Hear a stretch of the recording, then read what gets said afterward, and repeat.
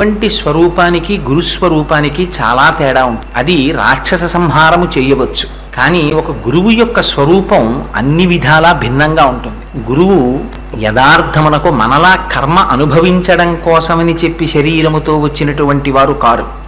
రమణ మహర్షి గురించి వ్యాఖ్యానం చేస్తూ కృష్ణభిక్షు చాలా అందమైన మాట ఒకటి రాస్తారు. జ్ఞానికి ప్రారబ్ధం ఉండదా అని ఒక ప్రశ్న వేసి దాని గురించి ఆయన వ్యాఖ్యానం చేశారు. మనం ఎలా ప్రారబ్ధాన్ని అనుభవిస్తామో అలా జ్ఞాని కూడా శరీరం ఉన్నంత కాలము ప్రారబ్ధాన్ని అనుభవిస్తాడు కదా. రమణ మహర్షికి సర్కోమా వ్యాధి రాలేదా?